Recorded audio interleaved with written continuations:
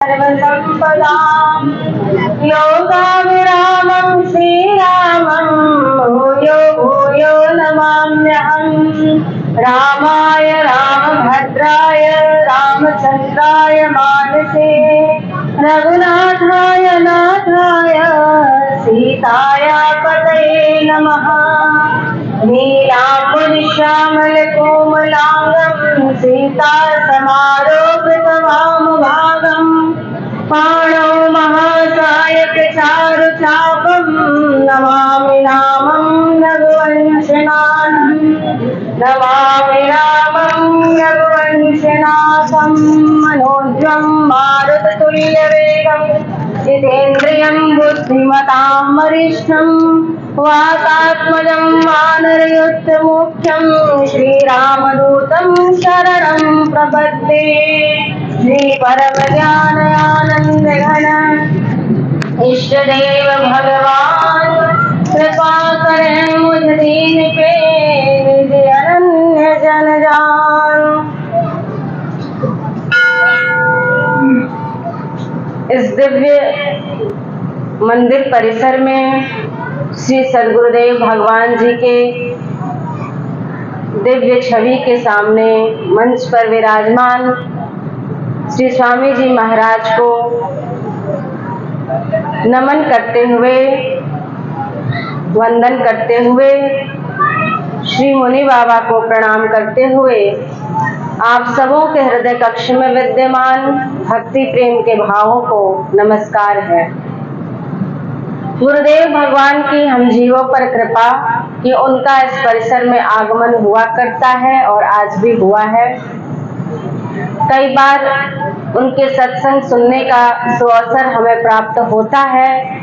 यह गुरुदेव प्रभु की कृपा है। यह कुछ ऐसा ही है जैसे कि किसी व्यक्ति को प्यास लगी हो और वो कुएं के पास नहीं जा सकता तो कुआं ही चलकर उस प्यासे के पास पहुंच जाता है। संत सद्गुरु का आगमन कितने ही प्यासे दिलों को तृप्त करने के लिए हुआ है, तो ध्यान देकर उनके सत्संग को सुनेंगे। उन्हीं की प्रेरणा से, उन्हीं के आशीर्वाद से किसी को कुछ भजन गाने की या किसी को कुछ बोलने की आज्ञा होती है, वह सब उन्हीं का प्रसाद है। इसलिए उसकी तरफ बिल्कुल दत्तचित्त होकर सुनना चाहिए। समय हमारा बीता जा रहा है और कितने सालों से, जब से हम जन्मे तब से जी रहे हैं और समय हमारा बीत रहा है। उन समयों में हमने क्या किया, इसके ऊपर हमें देखना चाहिए कि हम समय अपना कैसे व्यतीत करते हैं। उसी से यह आंका जाता है कि व्यक्ति अपने जीवन को कितना महत्व देता है, कि हम ये अपना 24 घंटा जो दिन का रात का मिलता है, हम उनको किन बातों में खर्च करते हैं। क्योंकि जैसे सांस इंसान की पूंजी है, वैसे समय भी इंसान की पूंजी है।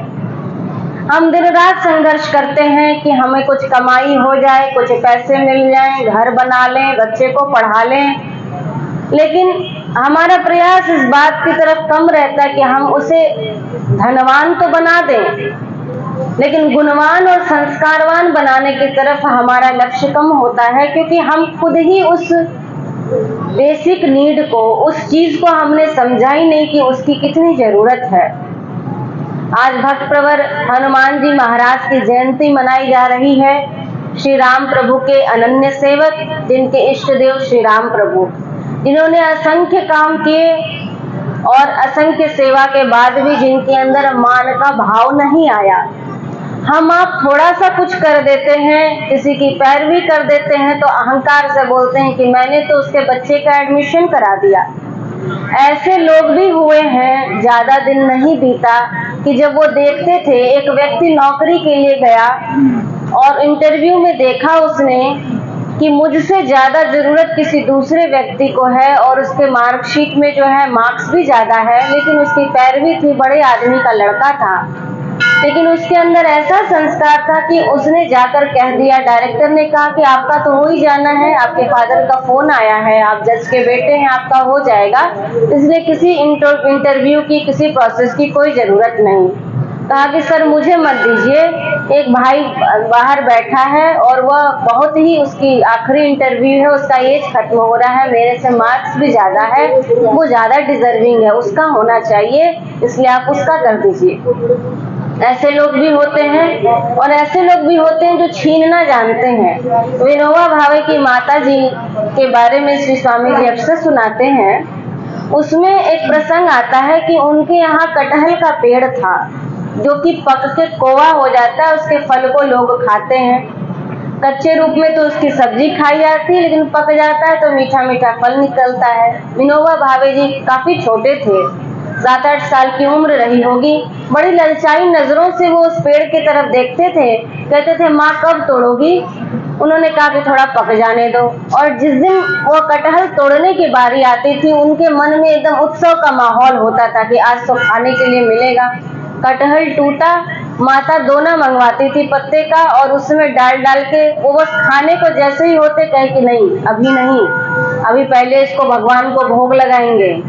फिर दूसरा दोना कहे कि बगल वाले चाचा जी को दे आओ, वहां दे आए। अब तीसरे में सोचे कि अब जरा मुझे मिलेगा, कहे नहीं बगल वाली चाची को दे आओ। इस तरह करके जो 3-4 घर सटे सटे थे पहले उनको दे ले। कहे माँ तुम हद करती हो, मुझे दे नहीं रही। कहे कि बेटा जो बांट के खाता है वो भगवान होता है और जो बिना बांटे खाता है वो इंसान होता है और जो छीन के खाता है वो शैतान होता है। तो क्या है?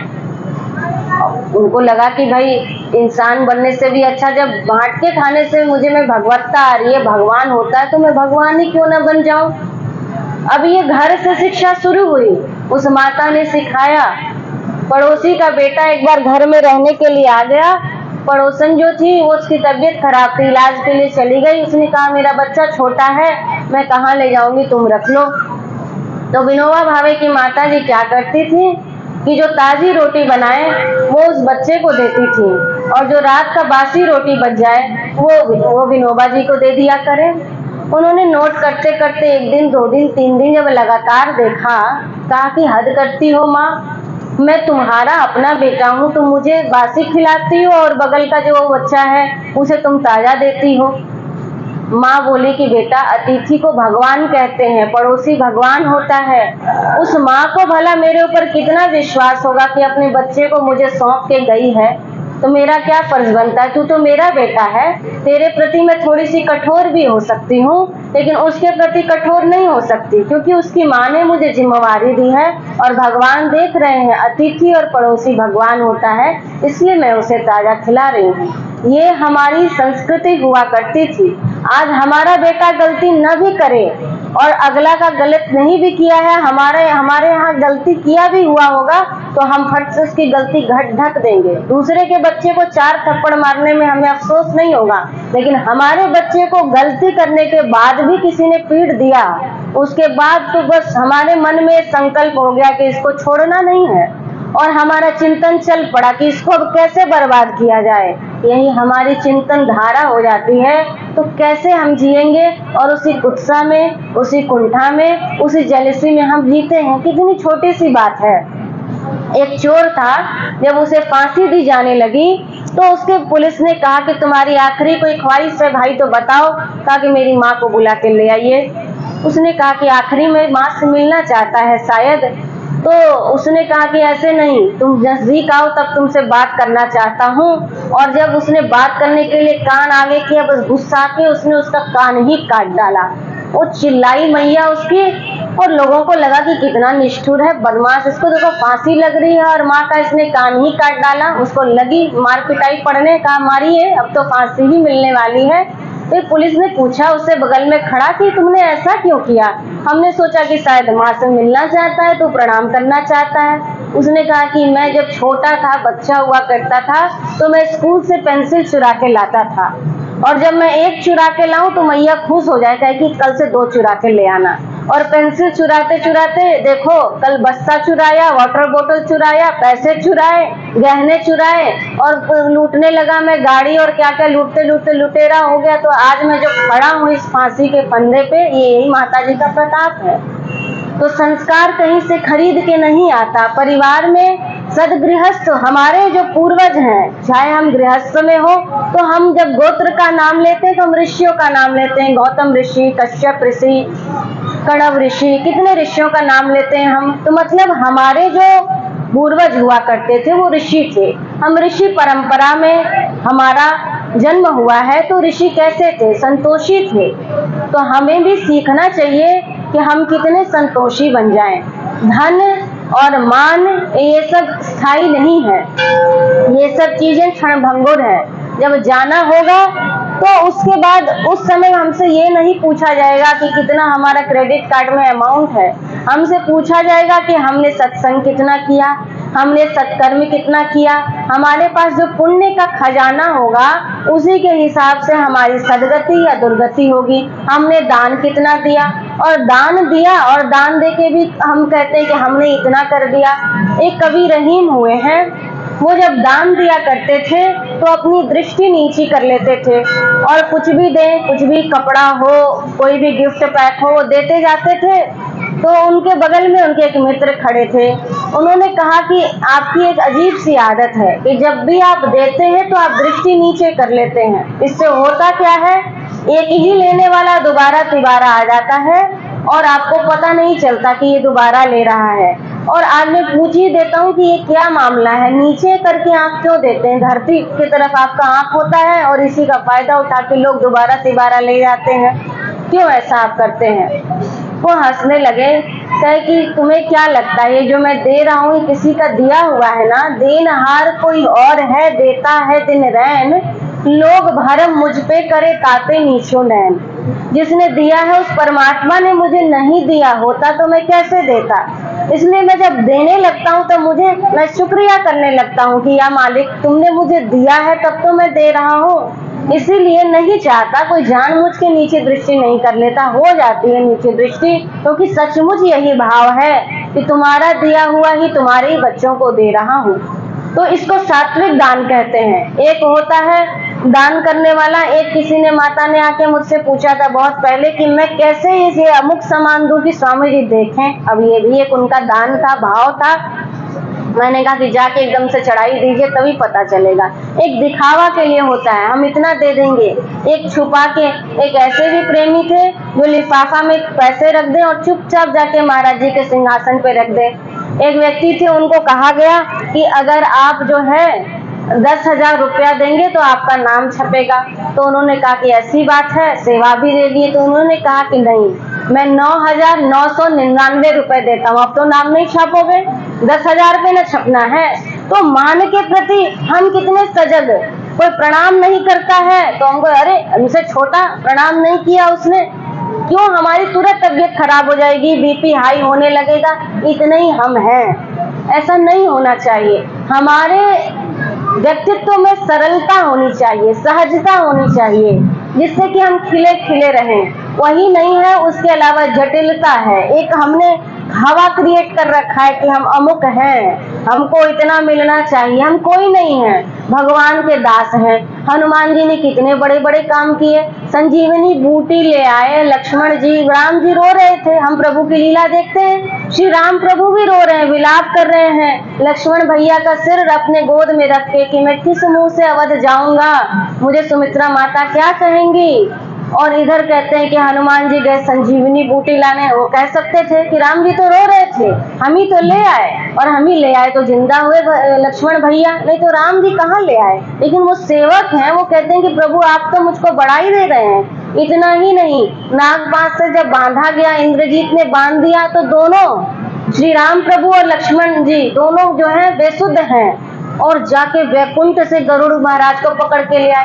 गरुड़ जी को शंका हो गई, जो कि निस्दिन भगवान के पास रहते हैं, उन्हें शंका हो गई कि अरे विष्णु के अवतार और मुझको लाया जा रहा है, ये वही राम है कि जो विष्णु के अवतार है या दशरथ जी के बेटा है। और ऐसी शंका हुई कि जाके वहां पे कहने लगे शंकर जी के पास कि मुझे तो शंका हो रही है कि ये लगता है कि कोई दूसरे हैं, डुप्लीकेट भगवान तो नहीं पैदा हो गए धरती पे। अब समझ गए महादेव जी कि हमारे बस का नहीं, इसको शंका हो गई और शंका का समाधान कैसे होगा, तो सत्संग से होगा। तो उन्होंने काकभूषुंडी जी के पास भेजा और चूंकि वहां नित्य राम जी की चर्चा होती थी, वहां सत्संग होता था, उनके आश्रम परिसर में घुसते ही उनको उनकी शंका जो थी वो उनका समाधान हो गया और वहां पे जाके उन्होंने उनसे सुना और तब जाके उनके मन में हुआ कि नहीं, मुझे शंका हो गई थी। तो गुरु महाराज का दर्शन है, जो सत्संग है, जो उनके आश्रम में जाके हाजिरी लगाना है, वह हमारे भीतर के कलुषित भावों को काटता है। उनसे दूरी बनाना हमें दूर बना देता है और उनसे नजदीकी बनाना हमें देवता बना देता है। इसलिए जब भी स्वामी जी का आगमन हो, जैसे ही पता चले दौड़ के जाना चाहिए दर्शन करने के लिए। अगर हमें पता चल जाए कि अमुक जगह जाने पे डेली हमको 1000 रुपया मिलेगा, 1000 छोड़ दीजिए, 200 की भी बात हो जाए, हम डेली दौड़ के जाना शुरू कर देंगे, क्योंकि 200 की कीमत है, नोट की कीमत है, लेकिन दर्शन का तो कोई कीमत ही नहीं है। कब है, कब यात्रा पे निकल जाए, कब कहाँ जाना हो जाए, जैसे ही पता लगे उसकी एक ललक होनी चाहिए और वही ललक हमें तार देगी। सबरी माता ने क्या किया, इंतजार किया श्री राम प्रभु का। उनके गुरुदेव ने कह दिया कि तेरे को कहीं नहीं जाना, इस कुटिया में तो बैठी रहे और राम आएंगे दर्शन देने। कोई तर्क वितर्क नहीं, कोई दिमाग में नहीं, बस डेली बहारना, ये भी नहीं सोचना कब आएंगे, ये भी नहीं बताया। उन्होंने कहा तेरे घर राम आएंगे, तेरी कुटिया में राम आएंगे, इतना उनको पता था। और सारे ऋषि मुनि कहे कि बुढ़िया पागल हो गई है, डेली मार्ग बहारती है, डेली फूल बिछाती है, डेली फल बटोरती, राम तो आते ही नहीं। इसका दिमाग जो है वो ढीला हो गया है, राम तो आएंगे कि नहीं आएंगे, और कहाँ से इसके दिमाग में आ गया। और डेली का कितने सालों तक की तपस्या, और ऋषि मुनि के यहाँ नहीं जाते हैं श्री राम प्रभु, कहीं नहीं जाते हैं। लोग एकदम बुलाने के लिए आतुर हैं कि हमारे यहाँ राम आएंगे, लेकिन राम जी को भी तो था कि मेरी मैया, मेरी भक्त वो बैठी हुई है, और जाते हैं और फूल बिछाते बिछाते बिछाते वो बिछाते आगे बढ़ रही है और वहीं श्री राम जी का चरण आ जाता है। वो चकराती है कि सपना तो नहीं देख रही हूँ, और तब रामा रामा रटते बीती रे उमरिया, और राम जी प्रकट हो गए और बेर खिलाती है। कोई सोच के थोड़ी खिलाई थी कि मैं जूठा खिलाऊं, इतनी विह्वल है कि उसको चख रही है कि कहीं खट्टा हो जाए तब भगवान, टेस्ट खराब हो जाएगा मुंह का। क्या था, बेर था उनके पास। लोग कहते हैं कि अरे मेरे पास कुछ नहीं है, सुदामा का तंडुल समझ के और सबरी का बेर समझ के आप स्वीकार कीजिए। उसका बेर उसका सर्वस्व था। हमारे पास 20 लाख है तो हम 20 रुपया चढ़ाते हैं, लेकिन उनके पास बेर के अलावा कुछ नहीं था। सुदामा जी के पास उस चावल के तंडुल के अलावा कुछ नहीं था, उन्होंने अपना सर्वस्व चढ़ाया था। और हमारे पास बहुत होता है तो ये लॉजिक नहीं चलेगा भगवान के पास। तो वो खिला रही हैं बेर और खाते हैं भगवान। इधर राम जी को लगता है कि वाह रे, ये तो अच्छा प्रेम लीला चल रही है। ये बूढ़ी समझती भी नहीं हमारे राम जी हैं, हमारे प्रभु हैं, राजकुमार राम है, तपस्वी राम है, कितना इसको जरा भी दिमाग में नहीं है। ये तो पगलाए हुए बेर खिलाए जा रही है और भगवान भी खाए जा रहे हैं। और राम जी देखते हैं कि लक्ष्मण जी तो खा नहीं रहे, लेकिन कहते हैं कि खाओ खाओ लक्ष्मण भैया, ऐसा बेर है, ऐसा व्यंजन तो मैंने ना अयोध्या में ग्रहण किया, ना मुझे जनकपुरी में ऐसा मिला, इसका स्वाद तो देखो।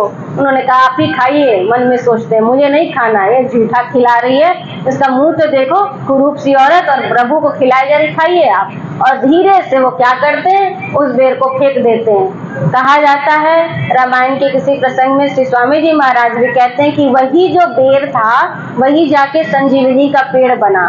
तो उसमें एक कथा ये भी आती है कि कैसे उसका जो मारण मंत्र था, जो लक्ष्मण जी बीमार थे, जो पड़े हुए थे बेहोश, तो किसी ने कहा कि गुरुमुख का जो जूठा खाएगा उसको ब्रह्मास्त्र जो है असर नहीं करेगा। तो राम जी तो खा चुके थे क्योंकि सबरी माँ जैसा कोई गुरुमुख था ही नहीं, लेकिन लक्ष्मण जी नहीं खाए थे, तो अब उल्टे तरीके से उनको खिलाना पड़ा। वही बेर जाके संजीवनी बूटी बना, और वही जब संजीवनी बूटी आई पीस के पिलाया गया तो लक्ष्मण जी उठ के बैठ गए। ये है गुरुमुख की महिमा, ये है गुरुघर की महिमा। इसलिए बड़भागी हैं, स्वामी जी महाराज का दर्शन कर रहे हैं, गुरु घर से दीक्षित हैं, वहां पे जाके दर्शन करें, वहां पे जाके सेवा करें। वही हमारा तीर्थ है, वही हमारा धाम है। 68 तीर्थ कहते हैं कि गुरु चरणों में है। जब एक माता को मन किया कि मैं साधु का भंडारा करूं, भोज करूं, 108 साधुओं को खिलाऊं, सामर्थ्य नहीं थी, उसने अपने गुरुदेव को बुला लिया कि प्रभु मेरी सामर्थ्य नहीं कि मैं 108 महात्माओं को खिलाऊं, मेरे तो सर्वस्व आप ही हैं, आप ही खा लें। गुरुदेव प्रभु को पता लग गया था उसके संकल्प का। उन्होंने कहा ठीक है, पत्तल डाल तू। और मैया ने पत्तल डाला, वो पत्ता का पत्तल डाल के और खिलाने लगी गुरुदेव को। वो खाते गए खाते गए, जब खा चुके तो कहा कि अब पत्तल उठा ले। डाला तो उसने एक पत्तल था, जब उठाती गई तो वो पत्तल उठाते, एक उठाई तो दूसरा बाकी, दूसरा उठाई तो तीसरा बाकी, और देखते देखते देखते वो सारा पत्तल, एक पत्तल 108 पत्तल बन गया। वो हैरान हो कि मैंने तो एक पत्तल डाला था, 108 कैसे हो गया। हंसने लगे गुरुदेव। कहा तेरा संकल्प था कि 108 संतों को खिलाऊंगी, लो पूरा हो गया संकल्प। तो हम ऐसे गुरु दरबार के सेवक हैं जिसके बारे में हमें कम पता है। हम बहुत बड़े गुरु महाराज के बच्चे हैं, इस बात को हमेशा याद रखें। हम गुरुदेव प्रभु का एहसान माने कि वो इस बीमार अवस्था में भी हमारे आपके बीच पधारे हैं और दर्शन देकर कृतार्थ कर रहे हैं। उनके सत्संग को बड़े ध्यान से सुनिए और अपनी त्रुटियों के लिए उनसे क्षमा मांगिए। दया के समुद्र गुरु महाराज जी की छवि विराजमान है, श्री स्वामी जी विराजमान है। हमारे दुख को, क्लेश को, हमारे भीतर की कुटेव को, हमारे भीतर के दोहरेपन को वो समाप्त करें और हमारे जीवन में भक्ति भाव का उदय हो, यही उनके श्री चरणों में विनती है। बोलिए दयालु सद्गुरुदेव भगवान की जय।